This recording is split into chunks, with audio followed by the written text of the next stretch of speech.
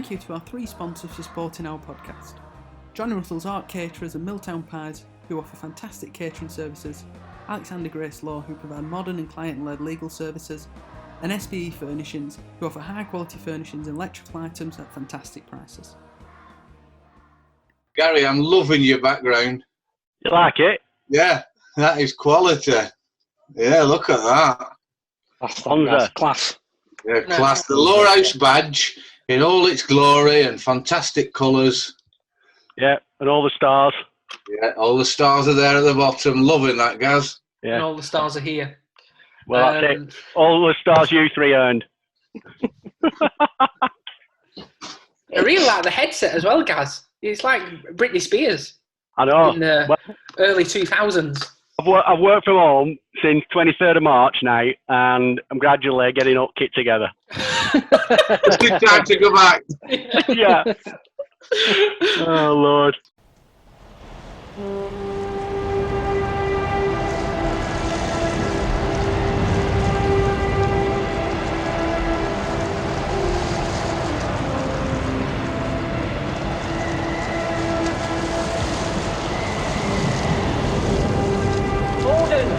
Order! Send more house to save the house! Come on, the house!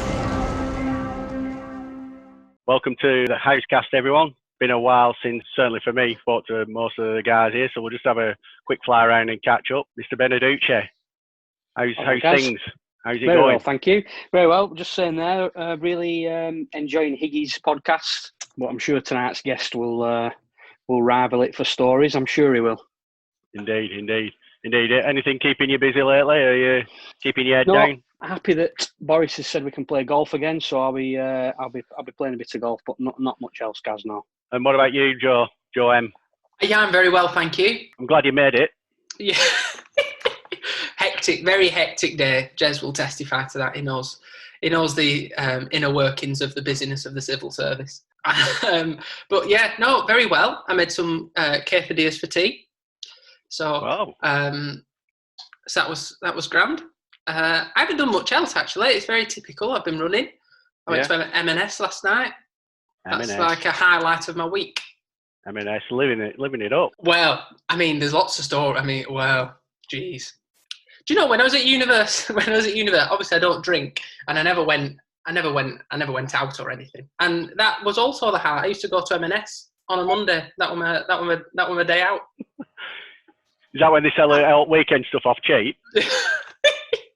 Yeah, I used to get some white chocolate buttons for like 50p, down from 250. Excellent. And the one and only legend that is Mr. Jeremy Hope. Hiya, Gary. Nice to see you again. It's been a while. Let's even get a few more of these going. And fantastic background for the listeners. Gary's got his own Lowerhouse badge background, stars on it, numbers on it. It's all colourful. It looks fantastic, Gaz. Not been up to a great deal, really. I'm doing a little bit of work for a company, doing lots of walking with my little dog, and just enjoying a bit of time here on my own with, Lisa's working from home, but started brewing some home brew with me, Nicky, and a lad from Doncaster. So we're having a laugh with that. Oh, wow. Wow, any particular, is that part of it, Jez? Is that an early session? Nice little brown ale that's just maturing. Wow. Cheers. Have you got names for any of these brews? Yeah. I started off, first one we'll call Frey Bentos. Go on. Just fair. I have a copyright issue with that, Jez, I think. I'm not selling it, Joe. Right. That's my first brew. The second brew was Special Branch. Third brew with Tom Brown's brew. So as you can see where it's going with it. Yeah. It's driving Nicky mad. It's driving him mad. But no, it's a good crack, Gary, keeping us busy. Are you seeing much at Grand Lad?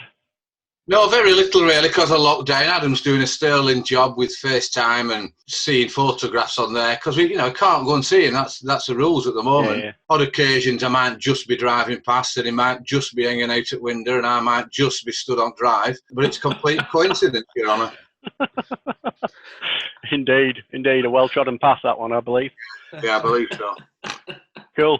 And before we introduce tonight's guest, I guess just a bit of housekeeping. We've got the sponsors kindly been seeing us through this year on the websites and been announced on previous podcasts. We've come to another round of annual costs to keep the podcast going, various subscription fees for online platforms and where you pick all your podcasts up, etc. They're not free. We do have to find some money from somewhere. So if there's anybody out there who'd like to be part of sponsoring the podcast or knows anybody who knows anybody, etc., then get in touch through the club's website. All the contact details are on there.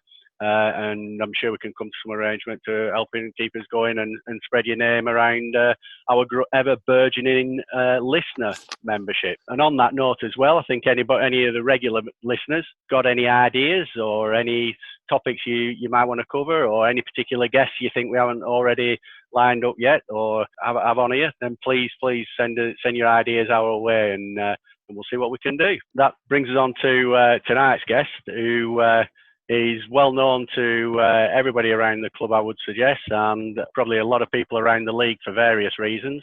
He's closing in on club stalwart status, coming through the ranks of messing around the ground, being a youngster and tallying, scoring, etc. Then starting to play a bit of cricket, coming through junior teams and third, seconds, and playing quite a bit of first team. Then joining the committees, serving various positions on there. Currently our membership secretary, I believe. So with no further ado, welcome on board for tonight, Mr. Frank Entwistle. Welcome, Frank. How are you doing? Fine, Gary, yourself? Yeah, we're all good. We're all good. What's lockdown 2.0 been doing for you?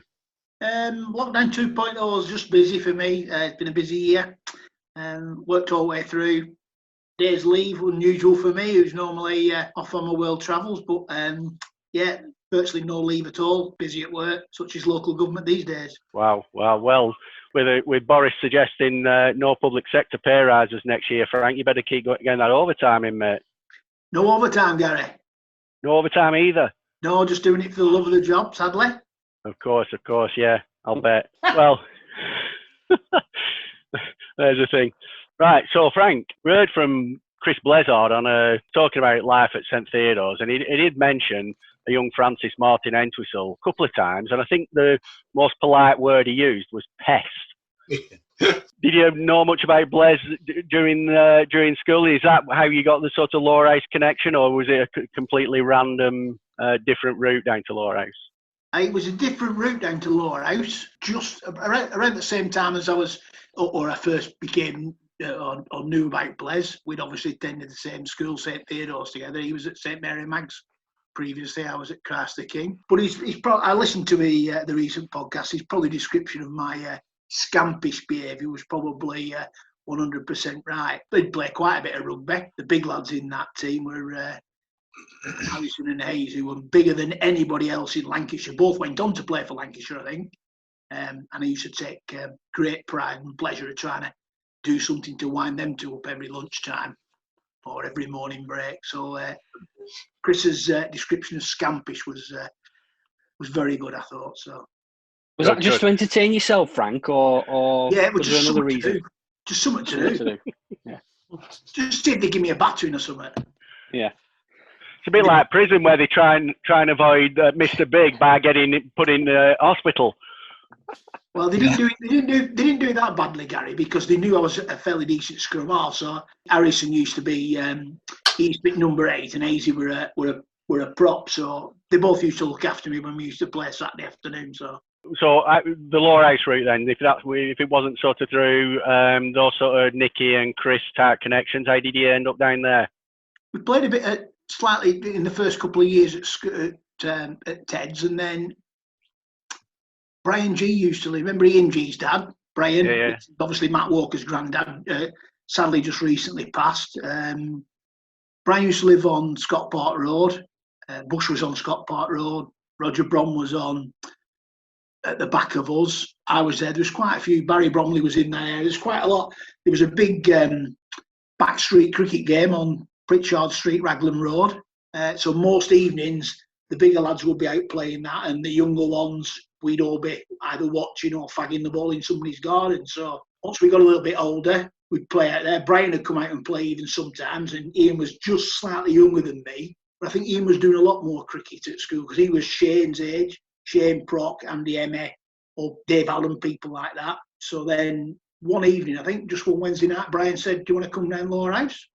So earlier on in season, I think in April that year, probably 1981 that would have been. He took me down Lowerhouse, so that would have been Jimmy's second year. And suddenly we were going down. It wasn't much organised then. Brian did a bit. Bomber was obviously there, Jez's dad. And I think probably that first year, Bill Holt was doing quite a bit as well. Maybe that first or second year. So Brian G was the person who got me down to Lowerhouse, and then I probably never left. And I've never been away for much longer. Yeah. So did you just were turning up at juniors evenings, or did you go play in any junior teams? And I did that fare. I was young for Blaise was I think Blaise is July, so I was like my birthday was August, so I used to, and I was quite small, so I could get away with being 14 and playing under 13s. So Ian G, Proc, Dave Allen, Shane and such forth were year below me, or maybe even 2 years younger than me, and I played that year with them in that age group. So we cheated a bit that year. I think that was Bomber's idea, but. Oh, way. No way. Well, Frank, you say you was quite small. Your Lancashire League profile, I'm looking at it, it says weight 15 stone. We're talking when I was 12 and 13, Gary. I think you were born 50, so I've only ever known you that size. I was tiny. I was tiny, honestly. Yeah. Tiny till about 15, 16. So, other than junior cricket, then, I mean, who would have been coaching there? You mentioned Bill Holt. Who else stuck in your memory there? Just Bill Holt and Bomber. They were a lot more the second year I came down. There was a lot more going on that year. I think they got slightly a bit more organised. Evan came the year afterwards, so he was very interested in helping out. So I think he used to help out as well. So. And then once they got a bit more successful, so people would come down more and more often. So there seemed to be a lot more people around the club at that stage. Because I think about that time, you also made your presence widely known in the tally box. Yeah, I think I remember 82. 82 was Evan's year. That was the year I was first tallying. So 81 I came, played a bit of 113s, 82. So I remember Evan's first game, and I remember him getting a hat-trick in the first home game, and I don't know if he got 5 for it, but certainly got a hat-trick to finish the game off. I remember people, probably Clifford, running down to the gate to do a collection, because everybody in those days, there were really good crowds in those days, and I remember everybody used to rush off though to try and avoid the collection, or just get home for the tea perhaps. But yeah. What sort of stint did you do then, sort of tally? Presumably you were playing junior cricket midweek, and then weekends you'd go and tally him. Was that sort of through like most of the 80s then? 82, 83, 84 I tallied. I did everything, home and first team, second team, third team, whatever I could do for the first 2 years. But I remember Curtis, probably second year, I was getting a bit older. I used to go and I'd got a bike. My dad was a keen cyclist, and my dad had got me a bike. And I remember cycling to places like Enfield, Cornerway, watching Curtin and College tee off in them games. The Enfield one was amazing, where you turned up for bloody hell, like Lowerhouse of 50 for 4 or something, and then Curtin went ballistic, and suddenly he's just smashing it over the clubhouse. It was incredible to follow Lowerhouse those days. Yeah, obviously we had Curtin on. We heard quite a few stories with Stan and Iggy and the like about those days. So, I mean, coming through there as a junior with some fairly memorable pros, must have been, was that sort of part of what, made you take to cricket pretty well, or were you actually doing okay playing as well? I'm not sure I was doing okay, but I think with a lot of youngsters, of the same age. In my opinion, there were a lot better youngsters than me, but there were a lot. I mean, at 16, I went straight into work or YTS, whereas the likes of Shane and people like that, they went on to university. With quite a lot of wicket keepers that time. What was Darren called, Jez? Darren Taylor. Darren Taylor, tremendous wicket keeper. People like that who, Stuart Higgin as well, who went on to university, didn't they? We seemed to go through a crop at that stage. So, not that we were left with what we were left with, but I seem to think at that age we had quite a lot of really good, decent teenage cricketers who seemed to have gone to university at that stage. Okay, so was it early on you wanted to be a wicketkeeper? I thought that was something that came later on, that you just sort of, because I think you did a bit of goalkeeping football-wise as well, didn't you, at some point? Yeah, well, bowler, I was off spinner when I started off, Gary. Off spinner, crying out Under loud. 13s, under 15s, thirds, yeah, off spinner. Jesus. But then I did a little bit of wicket keeping at Ted's, and then I think I just fell into it. It was just the way that we were. I don't know whether people got injured or the likes of Shane went, Stuart, Darren Taylor went to university, and we were just short of. I'd done it before, so you start filling in, and suddenly you've got a wicket keeper batsman perhaps, and then suddenly, I mean, I was lucky in some of them instances that later on that I can't remember ever being sparkling in second 11, but then suddenly in probably late 80s playing first 11. I can't remember getting a lot of runs in second 11, but probably more wicket keeping, more to go in for wicket keeping. I don't know, maybe I'm doing myself down, but I just can't remember getting a lot of runs in second 11 when I was that old. I seem to get a lot of runs later on in second 11. So you end up time served through late 80s in sort of thirds, seconds, etc. You know, looking down some of the statistics, you make your debut in April 1989. That's obviously quite early on in the season. It's not a Burnley fair, everyone disappears on holiday and seconds all get a game type selection, is it? So, you know, is that something that through nets or early on in the season you were going to get your chance, or was it, you know, is it a bit of a surprise if you were saying you weren't getting many runs? Probably a surprise, Gary. I got into thirds by default because I was tallying one day and Prop was scoring. Seconds were short, and Pete Mosley were captain, and they needed somebody to go over. I just said I couldn't score, so Prop got left to score.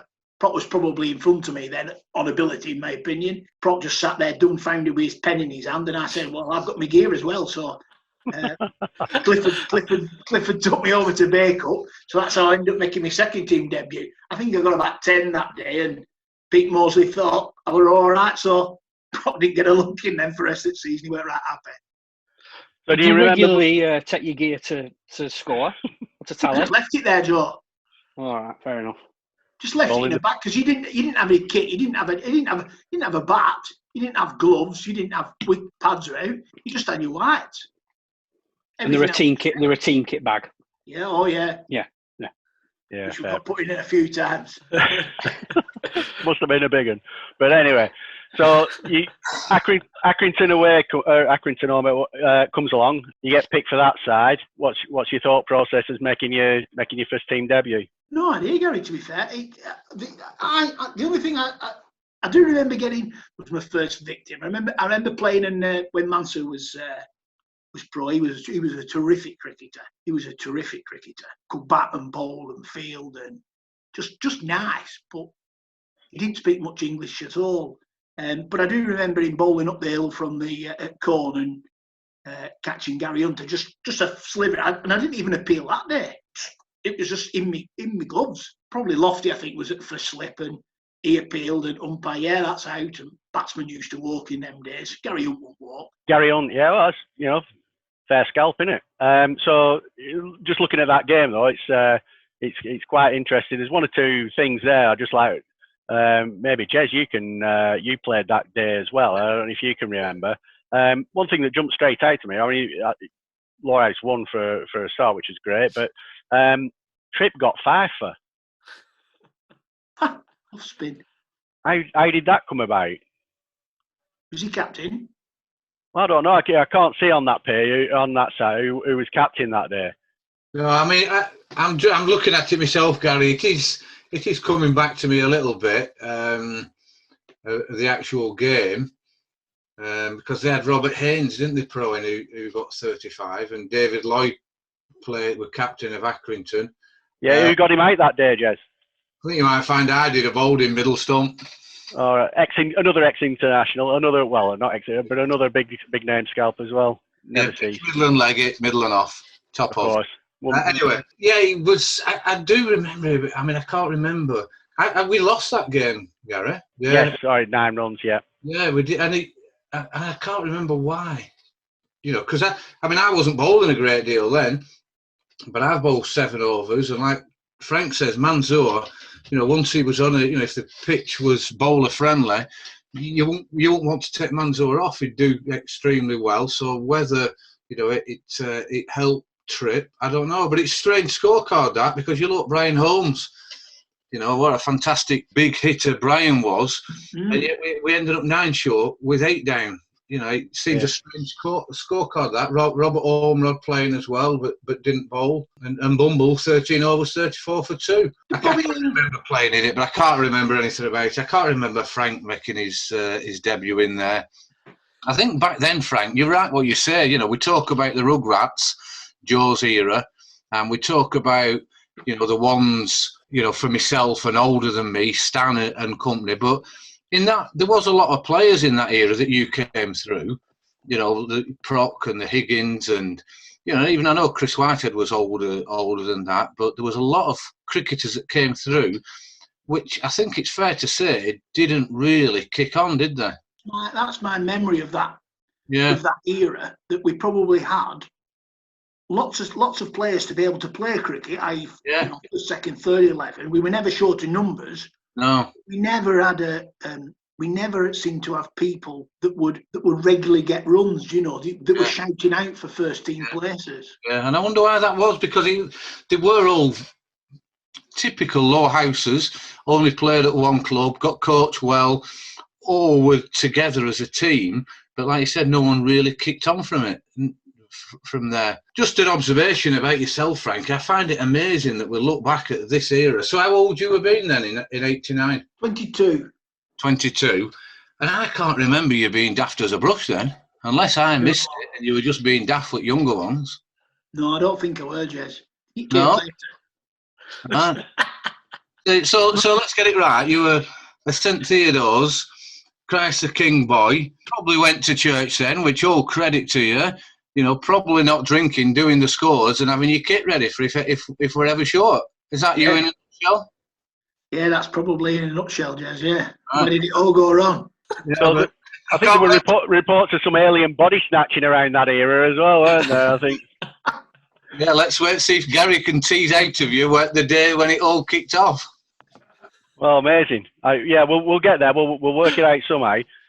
Just to get back those early games in the first team, a thing that I just clicked through the first few games, but there was a pattern there that I think the first 6 league games that you played in that season, you batted 5 times, didn't bat another time, and all at number 10, and then the 7th game you were promoted to number 8, got a duck, and then didn't play again for the rest of that season. Is that maybe the body snatching moment? I think there were other things that were doing that as well, weren't there? So I think around that era, I was playing a lot of football, a lot of futsal. I would have played futsal before I played cricket back then. Would you? Probably, yeah. Yeah, trips we were going on. Oh, of course, you were going overseas, weren't you, and stuff? Yeah, we were going overseas.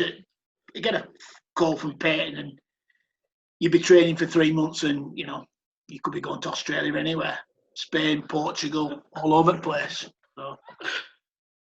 Really?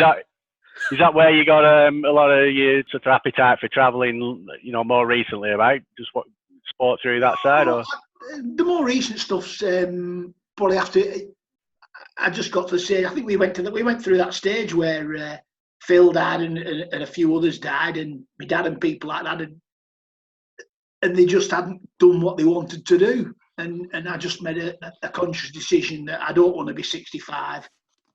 And retired and start going to places. I want to do it now where I'm fit and able to do it. I've got the money to do it, and I don't want to be 65 trying to, Michelle pushing around in a wheelchair and doing something. It's just a conscious effort to start travelling, really. So the futsal itself then was just something that you were well into at that time, and it sort of just had more going for it over than the cricket. Simple as that. If I'm honest, if I was that committed to cricket, maybe that was.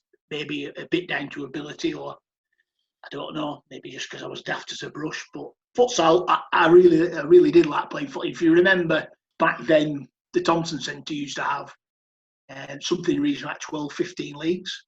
So we had 150 teams. And you better explain what futsal is, because not everybody will know. Five-a-side football, effectively five-a-side football, but you're playing inside a court. So in a fixed area rather than being able to play off a wall. Slightly different rules. See it on the continent a lot, in Portugal and Spain mostly. You play with hockey nets. But yeah, so we got into that after playing five-a-side at Burnley. We got into that, and it was for the first 10 years of its life in England, it was centred at Combe. Played up there for me. Yeah. So was that was like then a big interest? Was it like early 90s? Because you were sort of in and out of first team quite a bit there, and was it regularly disrupted through your summers? You were doing those sort of trips. I used to pick up a lot of injuries. It was not like five-a-side. Futsal was more contact the way that we played it. Goalkeepers were allowed 5 fouls, and then if you got a card when you'd done your 5 fouls, you could put a substitute keeper in. So we just had some tough cookies playing nets for us, and we just had free for all taking it out. These we played some teams who didn't like our style. So we get through, and we might come back to that, Frank, because I think there's a couple of tales to be told there. There's some crackers.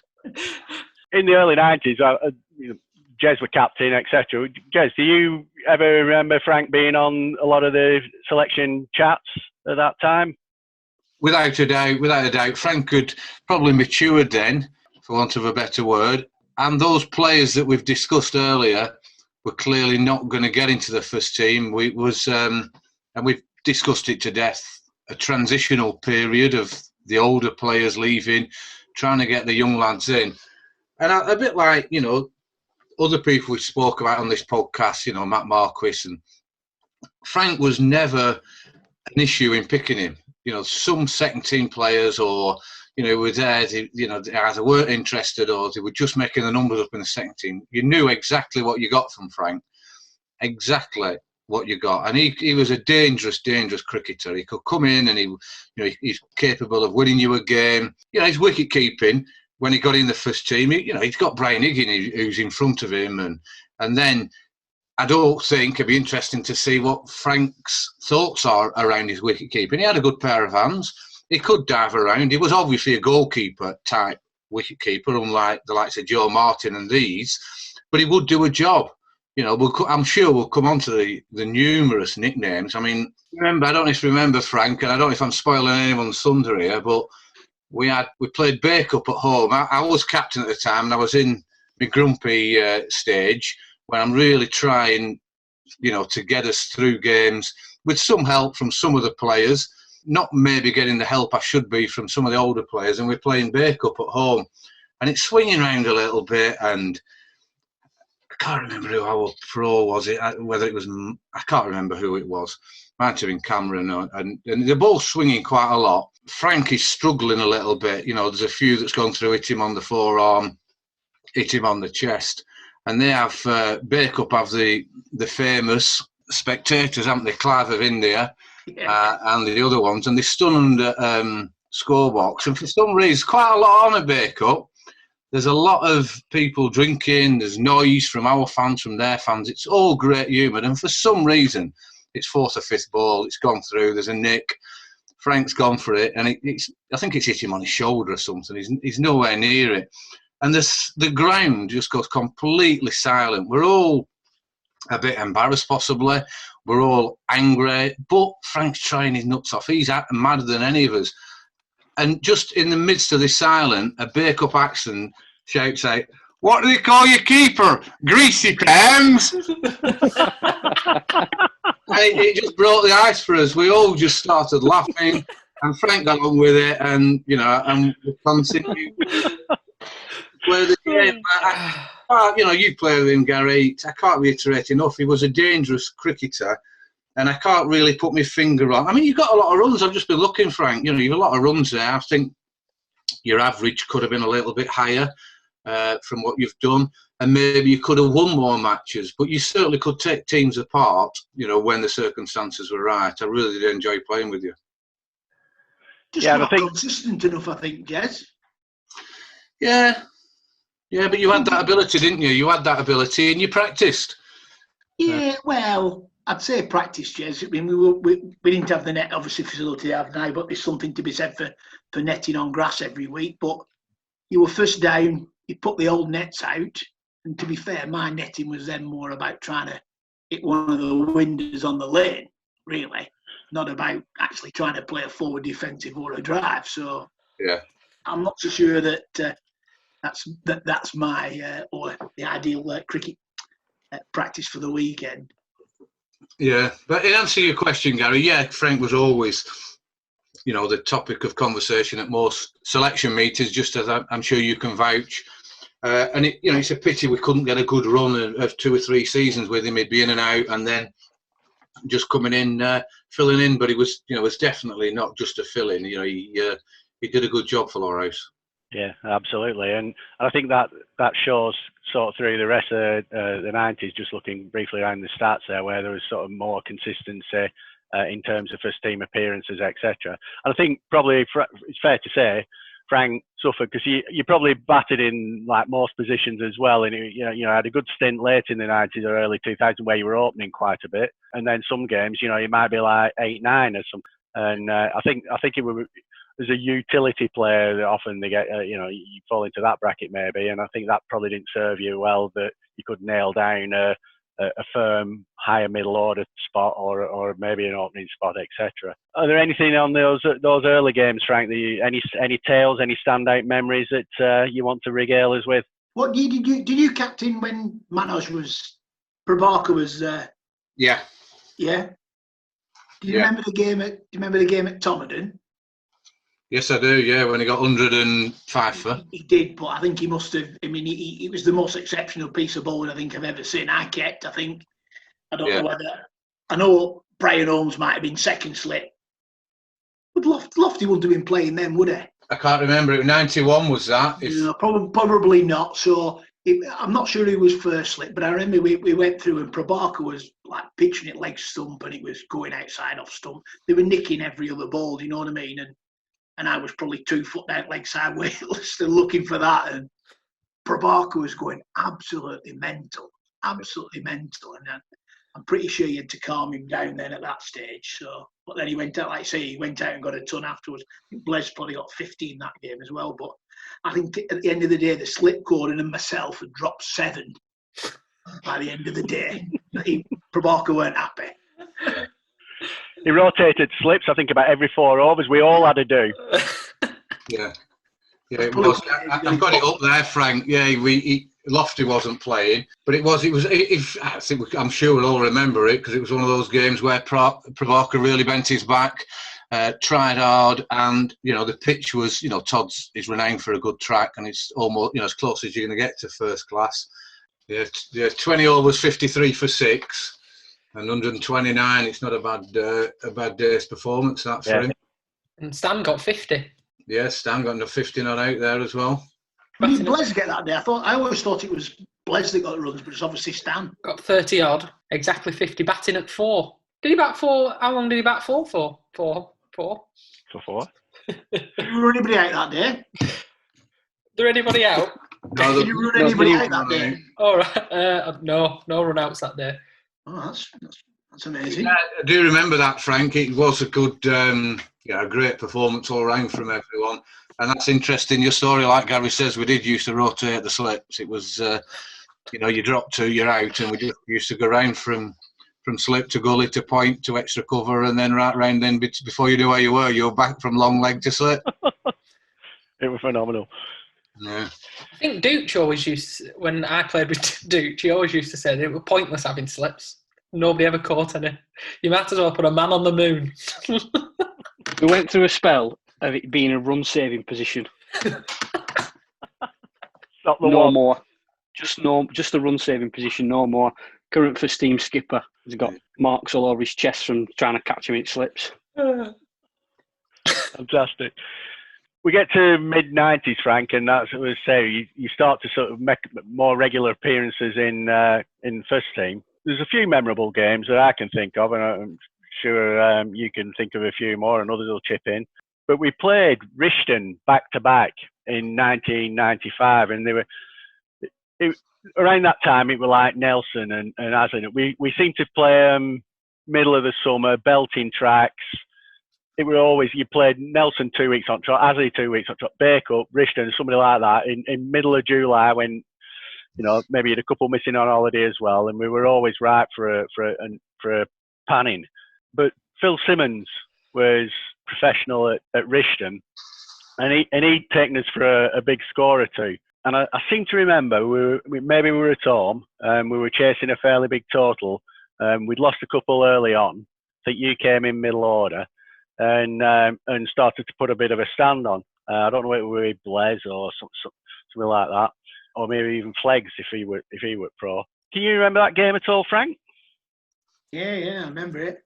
So I think that was that your first Lancashire League 50? Quite possibly, yes. Yeah, probably was. Yeah, I don't think until the mid 90s I played many. First, I probably only played less than 10 every year. I was either playing football, playing futsal, or watching Clarets, and sadly never finished the season. Just probably did a bit, more of a bit player. But I did play quite a bit those seasons. Yeah, I do remember that game. Yeah. Yeah, they got a bin load. It was the tracks were a lot better, or getting a lot better by that time. I personally think Simmons was a quality pro, wasn't he? He could bat, he could bowl. Rishton weren't a bad side. There's some really decent players. Smithy were probably playing them days. Russell Davis was playing. Yeah, decent player. Was Wells captain? Russell was captain. Right. Robbie Walsh should have played, won't he? People like that. Yeah, they won the league a bit, Frank. They were up there. They always had good pros. Some deep damages. The clubhouse was flying, so they could get decent pros, and they were very, very competitive. That was that Fleggs' first year as well? No, second, I think. 96. I think that probably 95. 95, yeah. So we'd have been doing pretty well because what Fleggs, we all know what Fleggs brought, those that played that era know what Fleggs brought to the club. Brought an enthusiasm, didn't he? And that Australian want to win, you go out, you don't just play to take part.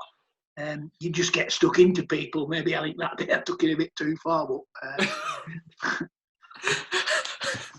So talking about that, there's I believe a bit of banter going on. You and Blaise are putting a 100 stand on or something, and whilst 290 odd might be slightly out of our reach, you're having a bit of a go, showing a bit of spine. But I believe there were a bit of banter going on out in the middle.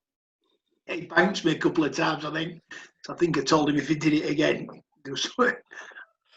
I might have threatened him slightly. Threatened him out. You were gonna hit the ball for six, Frank, or something like that. He bounced me the first time. I wasn't a great player of bouncers, but I had to do it, and I think I got away with it off the glove or something.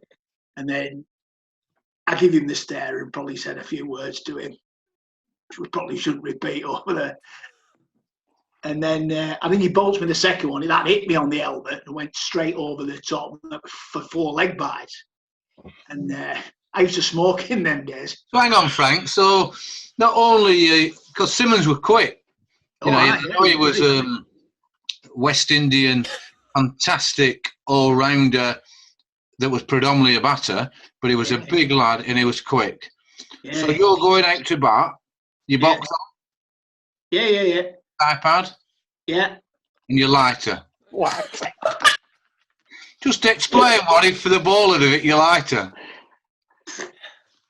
Yes, it was in my right pocket. It was from. All right. Oh, that's all right. So, he thought about it, Jez. The logic behind his decision. Well, Jez, are you getting a premeditation here? Do you think it was premeditated? Back then, I'd have a fag in my pocket then. You'd have any breaking play or something like that. They would have a thing. You'd have a fag, no problem at all. All right. I don't think any of us four would have done, but Yeah, if you got to drinks break, you'd have a fag. right. Different times, different times. Yeah. So generally, when I was in first team, I was captain with selection and stuff like that, and really, it was always good that if there was any opportunity we could get under somebody's skin. You know, I don't think it would too difficult to get you or Chippy or somebody just to sort of start the ball rolling. Things went on from there really, and there were enough characters with quick wits and fast tongues in our side who wouldn't take a backward step with any banter that were flying around. So I think you fit in fairly well on that front, Frank, if I'm honest. Yeah, I think it was that era. I wouldn't back down to anybody. I wasn't bothered about who they were and what their reputation were. I just wouldn't back down. So probably more bravado, really. But Franklin Rose was another one. I think he was a year later, perhaps. But we have a bit to do at Franklin Rose, and Matt was crapping himself, saying, "He's going to bowl quick. He's going to bowl quick." And he keeps talking to him. So good crack, good days.